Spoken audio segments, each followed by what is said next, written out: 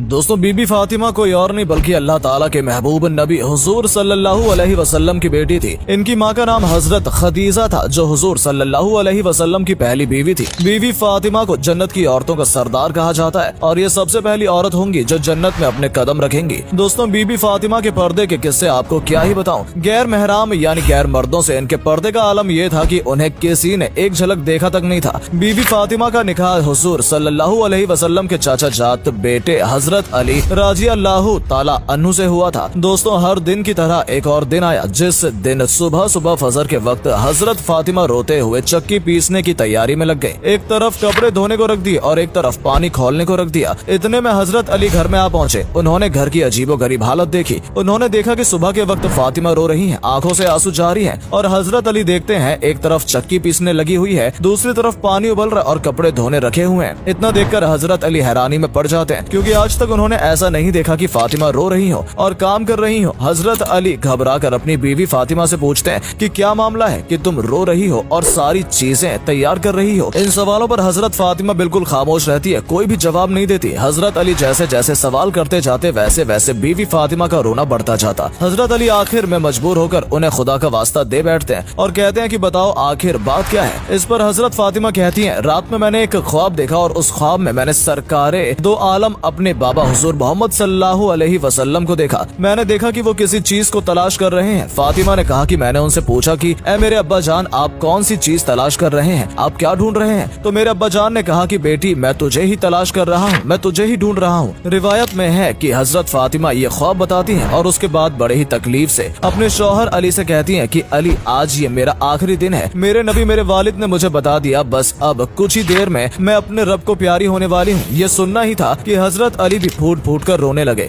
हजरत अली फातिमा से रोते हुए पूछते हैं कि ए फातिमा, अभी तेरे वालिद सरकारे दो आलम को दुनिया से पर्दा फरमाए 6 महीने भी नहीं गुजरे और अभी उनका गम ही सीने पर भारी है। तू ही बता कि तेरे जाने का बोझ मैं कैसे उठाऊंगा, मैं कैसे बर्दाश्त कर पाऊंगा तेरा गम। हजरत फातिमा ने कहा कि ए अली, जैसे तुमने वालिद हजरत मोहम्मद सल्लल्लाहु अलैहि वसल्लम की वफात पे सब्र कर लिया था, बस वैसे ही मेरे भी रुखसत होने पर खुद पे काबू कर लेना, वैसे ही सब्र कर लेना। दोस्तों इसके बाद धीरे धीरे हजरत फातिमा की तबीयत और बिगड़ने लगी। उन्हें बुखार चढ़ने लगा। वो चक्की पीस रही थी तो हजरत अली ने उनका हाथ पकड़ लिया और कहा कि बस करो, आज तुम्हारा आखिरी दिन है। तुम हम सबको छोड़कर दुनिया से पर्दा करने वाली हो। ये चक्की पीसने, ये कपड़ा धोने, ये पानी गर्म करना, ये सब तकलीफ क्यों उठा रही हो। इस पे फातिमा रोने लगती है और कहती है कि मुझे तुम्हारा भी हक अदा करना है और मुझे मेरे बेटे हसन और हुसैन का भी हक अदा करना है। मैं दुनिया से चली जाऊंगी तो मैं चाहती हूँ कि मैं अपने आखिरी काम करते जाऊँ। मैं चक्की पीस कर जाऊँ, कपड़े धुल कर जाऊँ, अपने बच्चों को नहला कर जाऊँ ताकि मेरे इंतकाल के बाद तुम्हें किसी के सामने हाथ न फैलाने पड़े। रियावत में है कि हजरत अली फातिमा को खड़ा करते हैं और दोनों रो रहे होते हैं। इतने में दोनों बच्चे हसन और हुसैन आ जाते हैं। मेरे दोस्तों जरा सोचो उस माँ बाप पर क्या गुजर रही होगी जैसे इस बात का पहले से पता है कि ये उसके सामने उसके बच्चे की आखिरी झलक है।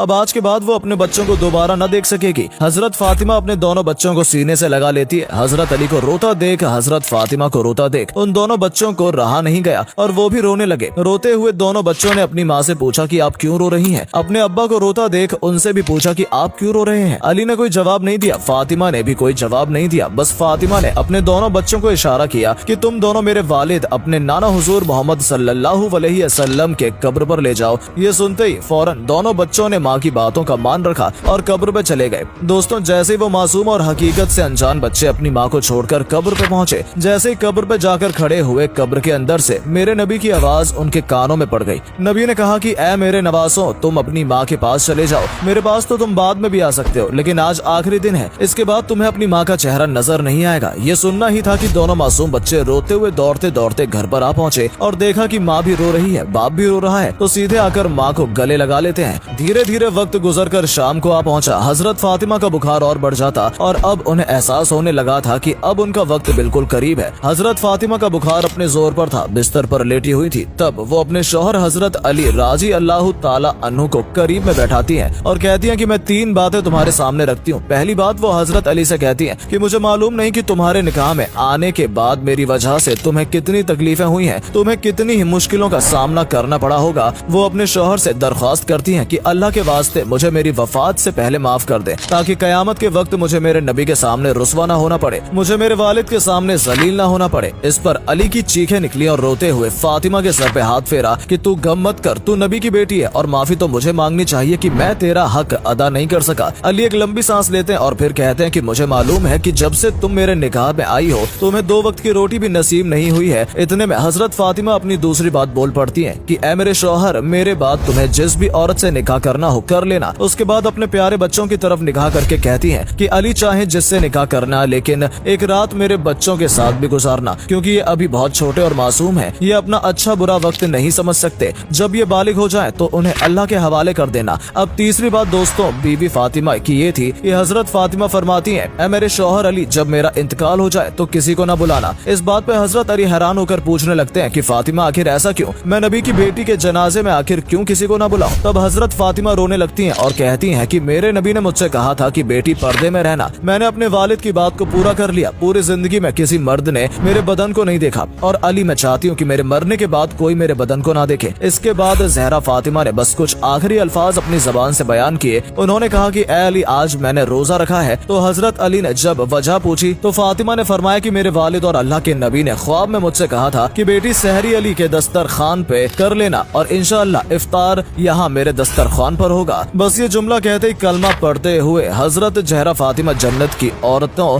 की सरदार दुनिया से पर्दा कर लेती है। जैसे कि फातिमा ने कहा था कि रात में मेरा जनाजा उठेगा ताकि किसी को पता न चले, तो हजरत अली अपने बेटों के साथ और हजरत अबूजर दिफारी रजी अल्लाह ताला अन्हु के कंधा दिया। ये हजरत अबूजर वो था जिसे अल्लाह ने खासकर कंधा देने के लिए भेजा था। दोस्तों हजरत फातिमा के आखिरी पल हम सबके लिए सबक था। दोस्तों जब फातिमा को कब्र के अंदर उतारा जाने लगा तो हजरत अबूजर से हसन, हुसैन और अली की तड़प देखी नहीं गई और वो कब्र से बोल बैठे कि ए कब्र, तुझे पता है तेरे अंदर कौन जा रहा है? रसूलुल्लाह की बेटी, अली की बीवी और हसनैन की माँ। तो दोस्तों कब्र से जो आवाज आई वो आपके होश उड़ा देगी। दोस्तों कब्र ने कहा कि ए अबूजर, मुझे रिश्ते खानदान मत बता, मुझे ये बता कि किसके पास कितना नेक अमल है और किसके पास कितने बुरे अमल हैं। दोस्तों अल्लाह की कसम ये जुमला फातिमा जहरा के लिए नहीं बल्कि हमें समझाने के लिए था ताकि हम अल्लाह की तरफ मुड़ जाएं और खौफ खाए मौत से, नेक अमल की तरफ भागें। आज की लड़कियों से पर्दे का बोलो तो कहती हैं कि नियत अच्छी होनी चाहिए। जहाँ तक मुझे लगता है आज की किसी बहन, किसी औरत की नियत हजरत फातिमा जहरा से साफ नहीं होगी, पर पर्दे का हक उन्हें भी था। तो आपसे गुजारिश है आप सब अल्लाह की इबादत में वक्त दे, बेशक दुनिया के लिए जिए पर इस्लाम को समझें, नमाज कायम करें ताकि आखिरत में आने वाले आवाज से महफूज